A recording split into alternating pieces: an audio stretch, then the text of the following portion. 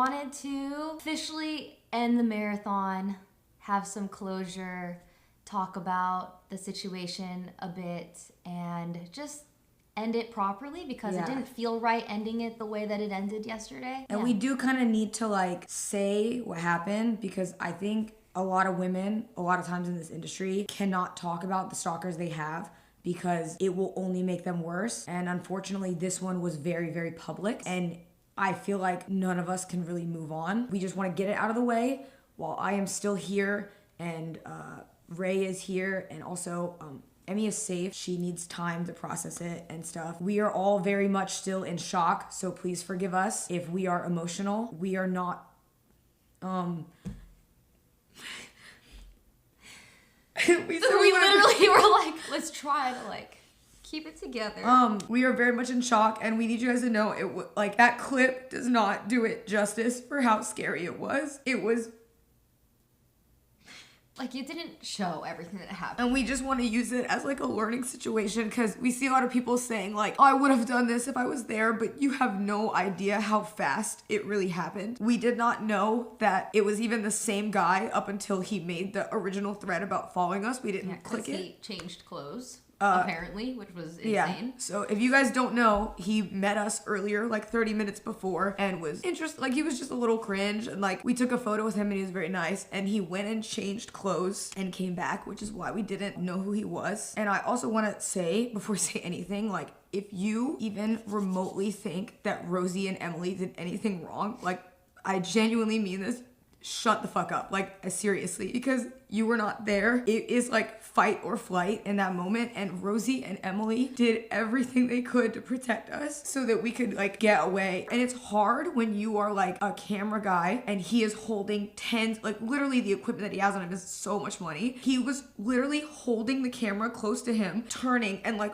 Rosie pushes the guy like away from us. Like, they did so much to help us, and they are not security. They're not trained to do that. Rosie and Emily are normal human beings like us. Like, they're not used to that. The entire interaction can be condensed into 2 minutes. Also, it wasn't shown, but he like banged on this trash can in front of the security guard. Like, I don't know if you could hear it. The way that we knew he was manic was he kept changing like personality. Like, he would get really happy and be really nice, and then feel threatened and get really aggressive very quickly, and was punching stuff behind us. And when he charged at Emily and stuff like that, and he charged at Emmy, we just went into fight or flight. And for those of you who don't know, like, we know he's a stalker.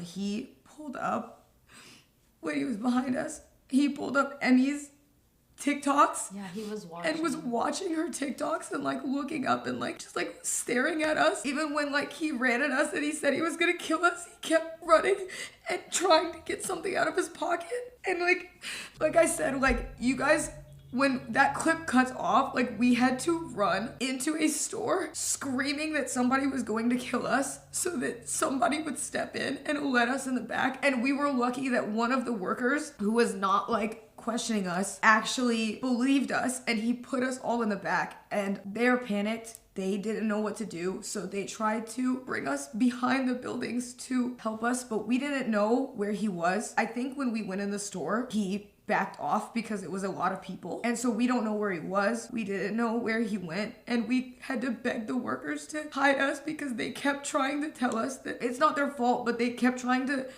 get us to go back around where it happened and saying that he was gone, but we said we didn't know if he was gonna come back. And so we had to hide in a shed for 15 minutes until the cops came. It was terrifying leaving because we didn't know if he was still around or if he changed. We didn't know where he was. He's still out there, but I am investing as much as I can to find this guy. If you have any information on this man, I would like it. We're going to find him, and I'm going to do everything I can to get this guy. So yeah, we are trying to do everything so we can get him. Mm-hmm. We have evidence that he knew who we were. We have everything. We just need to find him. So if any of you have any information and you've seen him before or anything, if you can please tell us so we will know, because it's hard sometimes, like when the cops have to go off stuff like that. And I know that it's a lot, but it would help us a lot if anybody has anything. Right after this, we're gonna go to the police station. Yeah. And we are going to file reports and take it from there. I want to say again, like, we are all in shock. I don't saw a lot of people saying like, well, did he actually have a weapon and da-da-da, but like when somebody is running at you or even walking towards you. When a stranger says he's I'm gonna kill you. And he's getting aggressive and he's banging on the trash can and he goes from smiling to looking really serious. And charging at us. Like he put his stuff on the ground to fist fight Emily. I'm not joking when I say like it escalated so quickly. There is nothing that anybody could have done. It happened so fast. You guys did not see all of it. I am, in hindsight, very thankful that we were in the area that we were and that we were able to go into the store, because I think if we had been anywhere else on the pier, it would have been a very different situation. Because when you walk down, and if we would have been going into like the parking garage or anything, we would have had nobody. So at least we ran into that worker who I'm very thankful helped us. Please like take stuff like this very seriously. It can happen to like anybody if you're male or female. Yes, but it happens to everybody. But like it is so, like, if you ask any girl streamer, they all have stories. It's not just Emmy, it's not just somebody, like it's every single girl streamer has a story like this, but we get to use this to talk about it because one happened so public. It felt important to talk about. We are very much in shock still, just to clarify. And I know people are like probably gonna see us display a lot of emotions when we go live next time or whatever, but I think none of us really know how to process this. That was very, very real. Like we said, like this is not like just a random cringe viewer. Whether or not he walked at us, ran at us, it doesn't matter. When you have a stranger like that who is holding photos of you in their hand and doing what he did, saying, I'm gonna fucking kill you, that is like... And he charges at you? It is like, to be treated... You take it seriously. I mean, you guys can see it in the video. He charged at us. It is an attempt on our life, and like we are taking it very seriously. Mm-hmm.